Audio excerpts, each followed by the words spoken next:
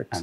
కానీ బిగినింగ్ డేస్లో మీరు ఈ స్థాయికి ఈ రోజు వచ్చిన ఈ స్థాయిని మీరు ఎప్పుడైనా ఊహించగలిగే సార్? మీరు ఎప్పుడైనా అమీర్పేట జంక్షన్ దగ్గర ఒక్కరు నిలబడి షార్ట్ ఫిల్మ్స్ తీస్తూ అసలు మన తాలూకా గమ్యం ఎటు, మన మార్గం ఎటు, అసలు మనం రీచ్ అవ్వగలమా మన డ్రీమ్ని? అమీర్పేట జంక్షన్ అని కాదు కానీ సార్, నేను ఊరికే జస్ట్ ఒక జనరల్ మాట. అదే సార్, అదే నాగేంద్ర సార్. ఎక్కడో చిన్నప్పటి నుంచి నా పర్సనాలిటీ ఎలాంటిదంటే సార్, స్కూల్ డేస్లో నేను ఎక్కడైనా వెళ్తున్నప్పుడు ఎవరి పేరెంట్స్ అయినా కార్లో వచ్చి దింపారు అనుకోండి సార్, అరే మనం కూడా కార్లో వెళ్ళాలి కదా, వెళ్తాం కదా, అయిపోద్దులే ఏదో రోజు కార్లో తిరిగేస్తాం అని ఒక పాజిటివ్ ఫీలింగ్ ఉండేది. కాలేజ్ డేస్లో కానీ ఎవరన్నా బైక్స్ అందరూ పెద్ద బైక్స్ వేసుకొని తిరుగుతుంటే మనం ఇంతకన్నా పెద్ద బైక్లో తిరుగుతాంలే అని ఒక ఫీలింగ్ ఉండేది.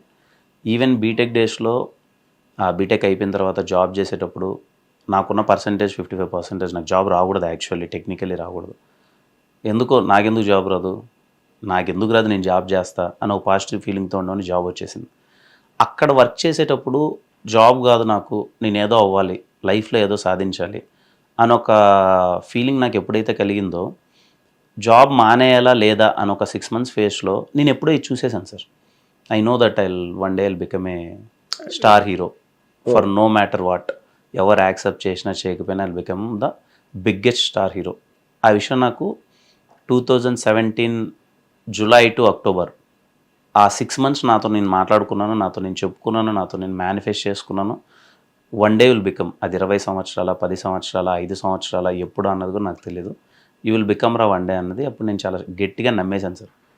అంటే అంత మేనిఫెస్ట్ చేశాను అప్పుడే, డౌన్ ద లైన్ 2017. దాంట్లో 1% కూడా డౌట్ ఎప్పుడు పడలేదు. ఎలాంటి సిచ్యువేషన్లో నా మీద నేను డౌట్ పడలేదు. మేబీ అదే రోజు ఇలా ఉన్నానని నేను నమ్ముతాను సార్. అంటే ఈ ప్రాసెస్లో ఏ రోజు ఎదుటోడుకు ఉందని బాధపడలేదు, నాకు ఇంతకంటే గొప్పది వస్తుందని నమ్మాను. Oh great, really. అంటే ఇంక ఇది అల్టిమేట్ ఆప్టిమిజం. అదే సార్, అల్టిమేట్ ఆప్టిమిజం నిజంగా.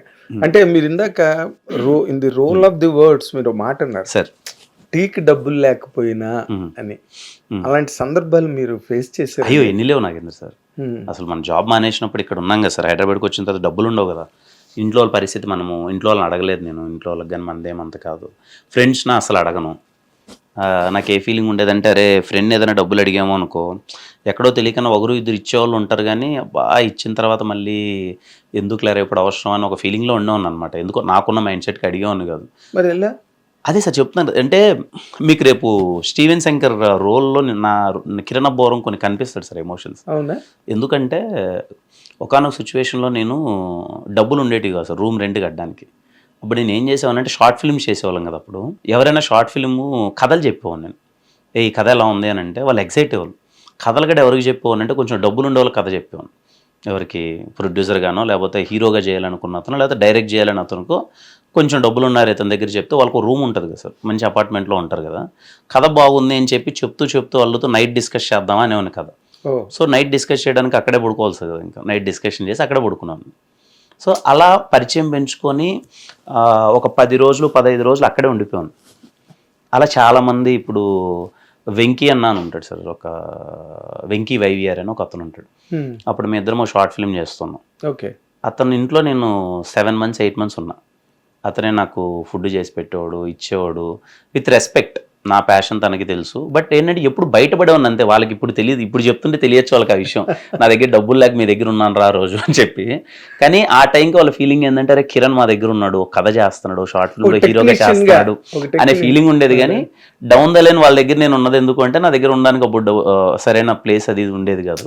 ఇప్పుడు గోపి ఉన్నాడు, సమ్మతమే డైరెక్టర్ గోపి. రాజావారి రాణి గారి సినిమా టైంకి నాకు రూమ్ లేదు, నాకున్న సూట్ కేసు లగేజ్ ఎక్కడ పెట్టుకోవాలో తెలియలా. వాళ్ళ ఇంటి పైన ఉండేవాన్నప్పుడు ఎల్బీ నగర్లో. ఆ విషయం గోపికి తెలియదు, నా దగ్గర లేక అక్కడ ఉన్నాను అని. గోపి ఎప్పుడు ఏమనుకున్నాడు, నీకేం కిరణ్ అసలు మామూలుగా ఉండదు, నీ దగ్గర ఎప్పుడు ఫుల్ డబ్బులు ఉంటాయి, ఫుల్ అందరికీ ఏమన్నా పెడుతూ ఉంటావు కదా నువ్వు అని. ఆ టైంకి వాళ్ళకి తెలియదు ఏంటంటే, నా దగ్గర ఉన్నది ఒకనో టైంలో మనం వెనకన్నా ఉన్నది ఊరికే చూపించుకోవడానికి పెట్టడం తప్ప మన దగ్గర ఏమి ఉండేది కాదు.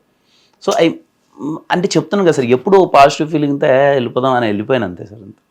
బా, నిజంగా గ్రేట్ కిరణ్ గారు, గ్రేట్. అంటే అవి అనుభవించడం గ్రేట్ కాదండి, అది చాలా మంది అనుభవిస్తారు. కానీ చెప్పడం ఉంది చూసారా, you need lot of true self to speak out things.